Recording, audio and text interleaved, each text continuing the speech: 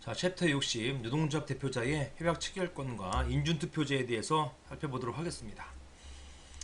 자, 이번 챕터는 사실은 시의성은 좀 떨어집니다. 왜냐면 종전법, 구법과 달리 신법, 개정된 법에서는 명문으로 노동조합 대표자의 협약 체결권을 인정했어요. 그래서 이제 명문으로 이제 규정되었기 때문에 종전에 명문 규정이 안 돼 있어서 발생하는 여러 가지 해석의 논리가 이제 필요 없게 되어버렸습니다.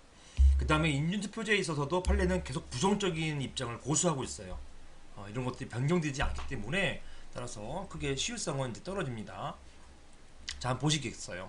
첫 번째, 자, 노동조합 대표자의 협약 체결권 보시면, 자, 노동조합 대표자는 그 노동조합 또는 조합원을 위해서 사용자 또는 사용자 단체가 교섭하고 단체 협약을 체결할 권한이 있다라고 규정되어 있습니다. 문제는요, 구노조법 33조 1항, 여기 이제 지금의 노조법 29조 1항이에요. 여기에는 뭐라고 되어 있냐면 대표자가 교섭할 권한이 있다고만 규정되어 있고, 즉 여기서 끊었습니다. 사용자단체와 교섭할 권한이 있다고만 끊었고, 이후에 단체 협약 체결 권한이 있다, 이 표현은 없었어요.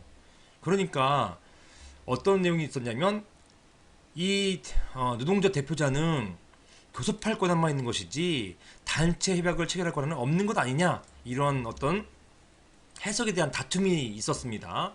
그래서 어떤 일이 있었냐면 대표자가 나와가지고, 노조 대표자가 나와가지고 열심히 사용자와 단체 교섭을, 협약을 이제 체결하기 위한 단체 교섭을 하다가 단체 교섭에 이제 체결할 상황 돼버리니까 갑자기 일어서가지고 저 조합에 가서 인준 받아와야 돼요, 인준 투표 거쳐야 됩니다라고 하고 가버립니다.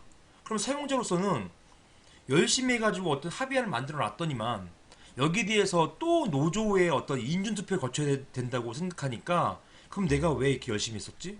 만약에 이거 부결되면 아무 의미도 없는 것인데, 이렇게 하면서 사용자는 열심히 이제 했던 그런 어떤 이런 어떤 그 단체 교섭, 여기에 대해서 굳이 그럴 필요가 없는 거 아니었느냐, 이런 이제 생각을 하게 되는 것이에요. 따라서 이게 자꾸 이제 문제가 되니까, 즉 어떤 거였냐면 사용자는 이런 요구를 합니다. 만약에 대표자가 나오면, 노조 대표자가 나오면 그럴 경우에 인준투표 이제 안 받겠다라고 하는 각서를 쓰고 와라.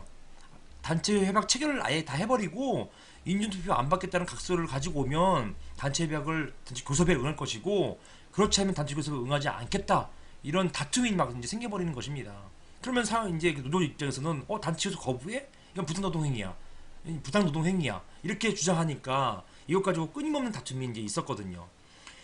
여기에 대해서 판례가 정리를 해줍니다. 자, 판례는요, 그 구노조법에서의 교섭할 권한에는 사실행위로서의 단체 교섭의 권한 외에도 교섭한 결과에 따라서 단체 협약을 체결할 권한도 포함한다라고 하면서, 나아가서 인준투표제가 노동조합 대표자 등이 가지고 있는 협약 체결권을 전면적 포괄적으로 제한하여서 사실상 권한을 무의미하게 만들고 단체 교섭의 원활한 진행을 방해할 수 있다고 하면서 이런 인준투표는 위법하다고 얘기했고요. 그 다음에 교섭할 권한 안에는 이렇게 단체 협약을 체결할 권한도 포함한다라고 했습니다. 따라서 노조 대표자가 나와서 교섭하고요, 거기서 사인을 했으면요, 무조건 유효한 거예요. 유효하고 나중에 인준 투표를 거쳐서 인준 못 받았다라고 한다 하더라도 이게 유효했던 어떤 단체 교섭, 단체 협약안이 무효로 되지 않는다, 이것을 법원이 확인해 주었던 것입니다. 판례가 이렇게 해석으로서 확인해 주다 보니까 자꾸 이제 이 판례가 옳으니 그르니 말이 많으니까 아예 법제화를 시켜서 법으로 아예 단체 협약을 체결할 권한이 있다라고 이제 명문 규정을 했던 것입니다. 위 판결 이후에 노조법은 개정을 통해서 단체 협약 체결할 권한을 가진다라고 명문화했습니다. 따라서 지금은 여기에 대한 논의는 실익이 없다, 이렇게 보겠습니다. 그 다음 인준투표제를 이유로 한 교섭 거부, 즉 지금이라도 하더라도요, 자, 개정되었다 하더라도 별개로 사용자가 단체 협약 안에 합의했다 하더라도 다시 전체 조합원의 인준투표를 거쳐서 단체 협약을 체결하도록 하는 규약이 있을 경우에, 이런 규약, 이런 경우에 사용자가 단체 교섭 거부할 수 있는지, 이것을 이유로 해가지고 거부할 수 있는지, 이게 이제 문제가 된다는 것입니다. 이 규약은 조합 규약이죠. 단체 협약이 아니에요. 조합 규약에 인준 투표제를 거치도록 한 규정이 있는데 사용자가 이걸 이유로 해가지고 단체에서 거부할 수 있는지 문제되는 것입니다. 자, 이게 쌍용 중공업 노조 사례인데요. 사용자는 이런 얘기죠. 반복된 얘기지만 열심히 이제 노조 대표하고 어떤 교섭했는데 그냥 그 뭐 갑자기 일어나가지고 저 이제 인준투표 받고 오겠습니다 해버리면은 사용자 입장에서는 황당해지는 것이죠.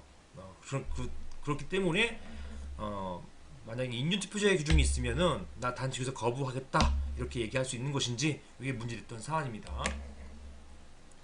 자, 원고는요 노동조합과 사용자인 소의 쌍용중공업 주식회사 사이에 체결된 단체 협약에 단체 교섭에 합의된 모든 사항은 문서로 작성하고 단체 협약 체결 권한은 교섭 대표자에게 있고 체결 권한이 있죠. 그 다음에 조합원 총회 결과에 따라서 교섭위원 전원이 연명으로 서명한다.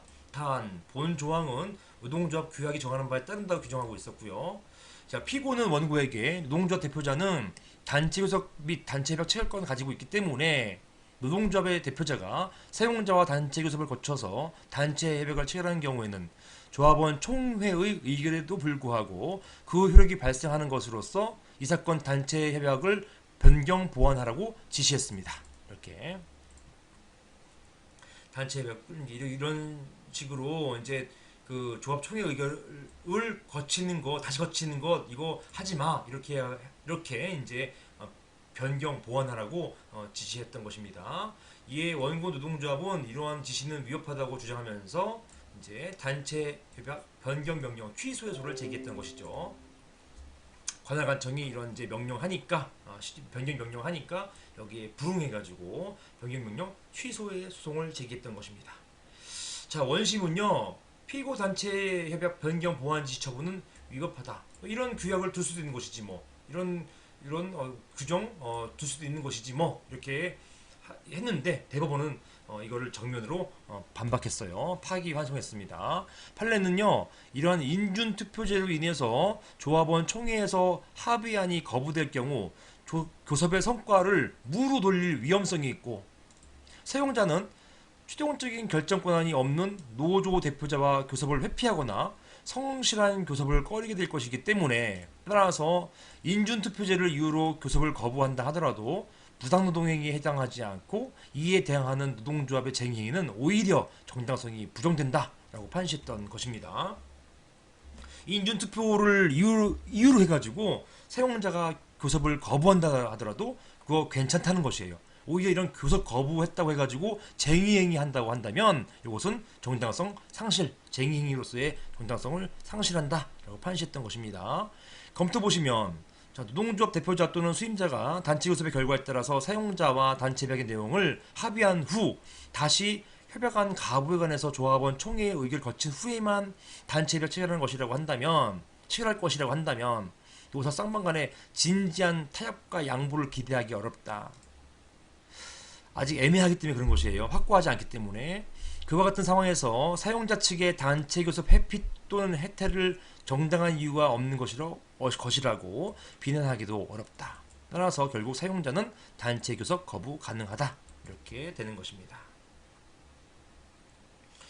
자, 그렇게 해서 이제 어찌되었든 인준투표제가 있다고 하는 것입니다. 근데 인준투표제를 위반해가지고 그 조합 대표자가 그냥 체결해버렸어요. 사인을 해버렸습니다. 이런 단체 협약이 무효인지 여부. 자, 이게 문제되는 것입니다. 노동조합 대표자가 인준투표제, 노조의 어떤 규약이 있을 것입니다. 이런 규약상 인준투표제에 위반해서 인준투표 거치지 않거나 인준투표에서 부결된 상태에서 체결한 단체 협약 이것 자체가 유효한 것인지 문제가 된다라는 것입니다. 여기에 대해서는 자, 유효설이 있습니다. 자, 이게 판례 태도인데요. 인준투표제는 등기를 하지 않아서 제3자인 사용자에게 대항할 수 없기 때문에 인준투표를 거치지 않은 데 대해서 노동조합 내부적으로 제재 대상이 되는 등 효력은 발생하지만 어떻게요? 이런 것을 어겼기 때문에 노조 대표를 뭐 해임한다든가 이거는 가능하죠. 자, 하지만 내부적으로 해임한 거하고 단체 협약의 효력 발생은 별개다. 결론적으로 단체 협약의 대외적 효력에는 영향을 미치지 않는다. 이것입니다. 자, 제한무효설은요, 인준투표제에 따른 노동조합 대표자의 협약 체결 권의 제한은 등기하지 않으면 제3자에게 대항할 수는 없지만, 자, 인준투표제를 알고 있는 악의의 제3자는 대항할 수 있다. 뭐 이런 민법 규정을 들어서 하여튼 이런 인준투표제를 알고도 했을 경우에는 이 경우에는 대항할 수 없다. 다만 사용자가 인준투표를 거친 것으로 잘못 알았고 그렇게 믿을 만한 정당한 이유가 있는 경우에는 표현들이 법리에 따라서 유효라는 견해이다. 이런 견해도 있다는 거죠. 여기 제3자가 누구예요? 요거 악의 제3자, 요게 사용자예요. 사용자.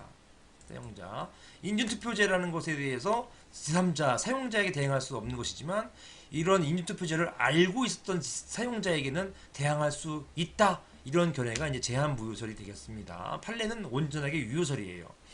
자, 인준투표제는 위법한 것이라고 그냥 선언해버립니다. 인준투표제 위법이야. 따라서 규약상 노동조합 대표자와의 협약 체결권 제한은 노동조합 대표자가 노동조합을 대표해서 체결한 단체협약의 효력에 아무런 영향을 미치지 못한다라고 판시해서 전면적 유효설 입장이 되겠습니다. 검토 보시면 노동조합 대표자가 인준투표제 위반해서 단체협약 체결하는 것은 노동조합 스스로 통제해야 할 문제이지 대외적으로 즉 사용자의 관계에 있어서 단체협약 효력에 대해서 영향을 주어서는 안 될 것이다. 따라서 유효설이 타당하겠습니다. 지금도 이것은 확고부동한 판례 태도입니다. 여기까지 나머지 판례 보시고요. 여기까지 보겠습니다.